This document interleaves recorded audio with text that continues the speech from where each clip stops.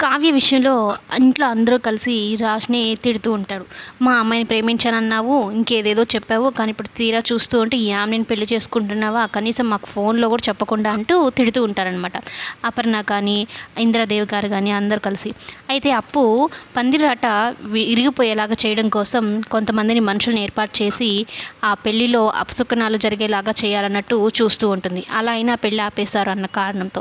అయితే అందరూ జూనియర్ ఆర్టిస్ట్‌లందరిని పిలిపించి కళ్యాణ్, అప్పులైతే ఒక పెద్ద నాటకమే ఆడుతూ ఉంటారనమాట. కానీ మనసులో రాజేమో కావ్య గురించి విపరీతంగా కలలు కంటూ ఉంటాడు. నేను నిన్ను పెళ్లి చేసుకోవాలనుకున్నాను, కానీ ఇలా జరుగుతుందేంటి అని. అయినా యామిని చనిపోతానని బెదిరించింది, అందుకని ఈ పెళ్ళికి ఒప్పుకోవాల్సి వచ్చింది అని చెప్పగానే, అలా చనిపోతానని బెదిరిస్తే పెళ్ళికి ఒప్పుకుంటారా? మనసులో అనిపించే కదా పెళ్ళికి ఒప్పుకోవాల్సింది అని అంటూ ఉంటే, అలాంటి అమ్మాయి మీకు ఎవరు కనపడలేదా అంటే, ఎందుకు కనపడలేదు అంటూ కావ్య చేతిని తీసుకొని రాజ్ తన మన గుండె పైన పెట్టుకొని, మీకు అర్థం కావడం లేదా నా మనసులో ఎవరున్నారు అని చెప్పగానే కావ్య ఒక్కసారిగా రాజ్ని చూస్తూ ఉంటుంది. ఈ మనసులో ఉన్నది నేనే అని తెలుసు. మీకు గతం గుర్తొస్తే ఆ తర్వాత అన్నీ మంచియే జరుగుతాయి. కానీ మీకు గతం గుర్తొచ్చేది ఎలాగా?